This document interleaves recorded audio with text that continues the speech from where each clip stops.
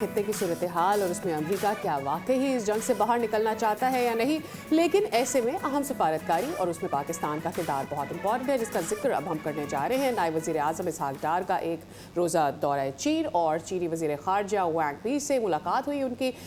मशरिक़ वस्ती में जो अमन के लिए पाकिस्तान और चीन ने 5 नुकाती मनसूबा पेश किया है।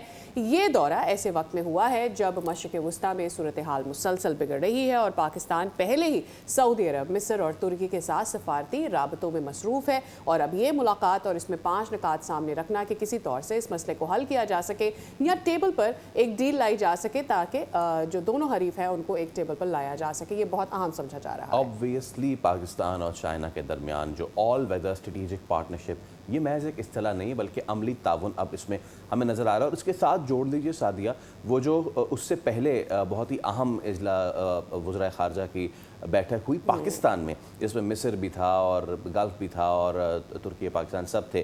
तो हम देख रहे हैं कि और उसमें मैं इसलिए भी किरदार इसमें शामिल करना चाह रहा हूँ कि पड़ोस मुल्क से जहाँ से इस जंग में आग में तेल डालने का काम किया गया, पाकिस्तान ने कैसे रिस्पॉन्सिबिली ना सिर्फ ये कि अपने आप को बल्कि पूरे खित्ते को इस आग से बचाने की भरपूर कोशिश की। साबिक सफ़ी डॉक्टर जमील अहमद खान हमारे साथ मौजूद हैं। गुड मॉर्निंग डॉक्टर साहब, अस्सलाम वालेकुम, बहुत शुक्रिया आपके वक्त के लिए सर। ओके, पाकिस्तान का अब तक का किरदार डॉक्टर जमील साहब कैसे देखते हैं?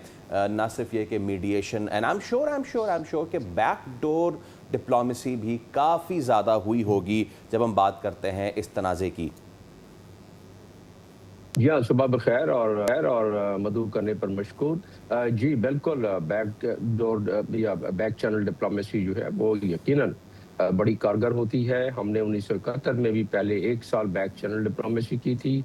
उसके बाद हम किसिंजर को चाइना लेके गए थे और दुनिया का उसके बाद मिजाज बदल गया, चाइना को एक्सेप्ट कर लिया अमेरिका ने। और उसके साथ-साथ हमने जिनेवा अकॉर्ड में भी जब सोवियत यूनियन ने अफ़गान से जब विथड्रॉ हो रहे थे तो उसमें भी हमने किरदार अदा किया, वो भी बैक चैनल की। और इसी तरह दोहा के भी, तो पाकिस्तान इस मामले में काफ़ी एक्सपीरियंस रखता है। पाकिस्तान की फ़ॉरेन पॉलिसी में, ख़ारजा पॉलिसी में, पाकिस्तान की डीएनए में ये शामिल है कि पाकिस्तान इस किस्म के मामलात को हैंडल कर लेता है। तो उस लिहाज से देखा जाए तो ये जो इस वक्त चल रहा है मामला, दुनिया का कोई भी बड़ा आप या छोटा अखबार उठा के देख लें, कहीं ना कहीं आपको जिक्र मिल जाएगा कि पाकिस्तान की पजीराई किस तरह की जा रही है, कि पाकिस्तान की राब्ते, कम्युनिकेशन, बातचीत खलीजी तमाम ममालिक, अमेरिका से है, चाइना से है, ईरान से है।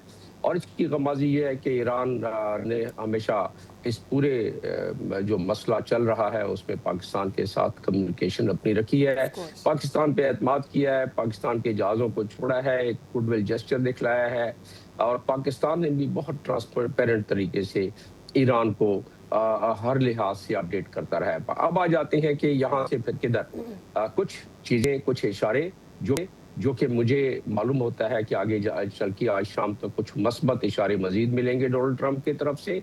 और उसकी वजह क्या है? दुनिया में 85 ममालिक में जो ऑयल की प्राइस बढ़ी है, इसका मतलब दुनिया की जेबों पर बोझ पड़ा है। दुनिया में जो मुतवसत और जो गरीब लोग हैं, ज़्यादातर जिनकी आबादी है, उनके लिए बोझ पड़ा है, उनके खुराक में कमी आई है, उनके बहुत सारे और मामलात में कमी आई है, जिसकी बिना पर एक प्रेशर तो पूरी दुनिया, लेकिन पूरी दुनिया के प्रेशर से चले डोनाल्ड ट्रंप इतना अगर प्रेशर में नहीं आते, क्योंकि इसका काउंटर आर्गूमेंट है कि फ़लस्तीन के वक्त में भी तो लोग बाहर निकले थे। लेकिन अब घर में आग लग रही है अमेरिका के, और अमेरिका के जो 90 लाख अफराद निकले हैं इस वक्त, वो नो किंग का नारा तो अपनी जगह पर, लेकिन उसमें ये सबसे बड़ा पेश खैमा जो है वो यही गल्फ वार का है। लोगों के जेबों पर बोझ पड़ रहा है। जब ऑयल की कीमत बढ़ती है तो दुनिया अब तमाम कमोडिटीज की कीमत बढ़ती है, फूड से लेके बाकी तमाम मामलात की उसमें बढ़ती है। तो उस लिहाज से अगर देखा जाए तो मैं बस आखिरी तक चंद कलमात में पूरी बात मुकम्मल हो जाएगी। और वो ये है कि अब जो गुज़िश्ता शब डोनाल्ड ट्रंप ने बताया है कि जी 2 या 3 हफ्ते में हम इस जंग को ख़त्म करना चाहते हैं, उसकी वजह क्या है? असल तो तजिया ये ज़रूरी है कि उसकी क्या वजह है, मैं 1 मिनट में उस पर आता हूँ। दूसरी तरफ जो जंगों में होता है, इसमें कोई अचंभे की बात नहीं है कि दोनों साइड अपनी-अपनी पंजा आज़माई कर रहे हैं। ईरान ने 88 वेव जो है वो रात को दागे हैं, और तकरीबन खलीजी ममालिक सारों को इंगेज किया है। इराक गर्म हो गया है, यमन गर्म हो गया है, सीरिया के मलेशिया गर्म हो गए हैं, हम हिजबुल्लाह गर्म हो गया है। चारों तरफ से इजराइल पर मार पड़ रही है और वो इजराइल पहले इसके बारे में नहीं सोचा था उसने। और सबसे बड़ी बात हुर्मुज़, जिसमें कि 3000 जहाज अभी भी फंसे पड़े हैं और नहीं निकल सक रहे हैं क्योंकि उस पर कंट्रोल ईरान का है। तो अब आ जाते हैं कि आज वो तकरीर करने लगे, एड्रेस करने लगे हैं अपनी कौम को डोनाल्ड ट्रंप। मेरे अपना तजरिया ये है कि उसमें आपको इशारे मिल जाएंगे, मस्बत इशारे मिल जाएंगे, फतह की बातें होंगी, क्योंकि कल पीट हेक्सेट ने जब अपनी फौज से तबाह कर दी, एयरफोर्स तबाह कर दी, लिहाजा हम तो वैसे भी जीत रहे हैं। जमील साहब, हम तो 5 पॉइंट्स पर आते हैं। ये अहम मुलाकात जिसका साबिक नायब वज़ीर आज़म साहब का दौरा हुआ चाइना का, दैट वन डे विजिट, उस पर 5 पॉइंट्स सामने आते हैं जिसमें वो बहुत बेसिक चीज़ें लिखी गई हैं जिस पर अमल बहुत ज़रूरी है। इसमें एक चीज़ जो मुझे थोड़ी सी कॉम्प्लिकेटेड लग रही है, इसको ज़रा समझा दीजिएगा। एक तो ये कि नॉन मिलिट्री टारगेट्स अटैक ना किया जाए। आई मीन हम देख रहे हैं इसराइल कॉन्स्टेंटली ये करता रहा है, अभी भी कर रहा है, सीज़ फायर के बाद भी करता रहा है। तीसरा पॉइंट यही है इसमें कि ठीक है, आप पहले सीज़ फायर की जानिब जाएं और उसके बाद कोशिश करें कि प्रोटेक्शन हो दोनों ममालिक के लिए, और फिर ये कि नॉन मिलिट्री टारगेट्स को हिट ना किया जाए। Will Israel ever do this? और इसके ऊपर दोनों मुल्क को साथ में बिठाकर इस पर कुछ तय किया जा सकता है? अरे इजराइल की तो खैर जाहिर है बहुत देरीना ख्वाहिश थी, वो तो ऐसा नहीं चाहेगा। इजराइल चाहेगा कि इस दफ़ा कोई फैसला हो ही जाए। हालांकि इजराइल का जो प्रेशर पड़ रहा है अपने मुल्क में भी काफ़ी पड़ रहा है, लेकिन मैं वो कम प्रेशर है जो उसकी एक आइडियोलॉजिकल ख्वाहिश है, जो कि अगर उसकी तारीख का मुतालिया किया जाए तो 1897 से उनकी ख्वाहिश है कि ग्रेटर इजराइल का और कोई मुज़ाहमत उनके सामने ना हो। तो ईरान ही एक वाहिद मुज़ाहमत थी जो पूरे ओआईसी कंट्रीज में या पाकिस्तान डिप्लोमेटिकली उनके खिलाफ बोल लेता था। बाकी तो सारे मुस्लिम ममालिक ये डरे डरे से, ये सहमे सहमे से सरबराहान ये तो कभी बात नहीं करते थे। तो उस मुज़ाहमत को इजराइल ख़त्म करना चाहता है इस दफ़ा। हालांकि उसका अपना नुकसान भी हो रहा है, लेकिन अमेरिका इसका मुतहम्मिल नहीं हो सकता है। 3 रीज़न। नंबर 1, अमेरिका में जो बॉटम प्रेशर हुआ है उसकी वजह से वो थोड़ी सी उनमें खुलजुबली मची है अमेरिका के रिपब्लिकन्स में। 36 रिपब्लिकन्स इस दफा उन्होंने कहा जी हम इलेक्शन ही नहीं लड़ेंगे। उनको पता है कि उनकी कॉन्स्टिट्यूंसी उनके साथ क्या करेगी, हार जाएंगे।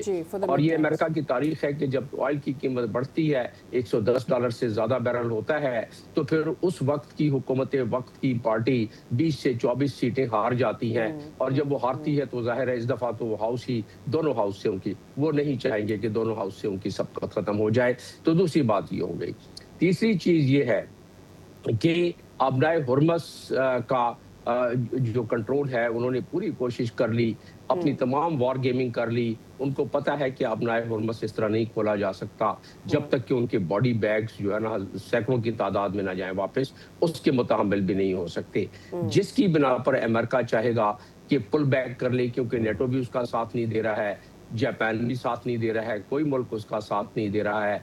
तो लिहाजा अब वो अमेरिका समझ रहा है कि इससे ज़्यादा इन्वॉल्वमेंट हुई तो अमेरिका का नुकसान बहुत ज़्यादा हो जाएगा। अगर आप फुटेज देखें, कुछ जो बेसिस पर उनके जहाज तबाह हुए हैं, दुनिया में 23 जहाज हैं सिर्फ जो रिफ्यूलिंग के जहाज मौजूद है अमेरिका के पास, उसमें से कई जहाज तबाह हो गए जो सऊदी बेस पर जब हमला किया है ईरान ने। तो ये तमाम नुकसानात को देख लें।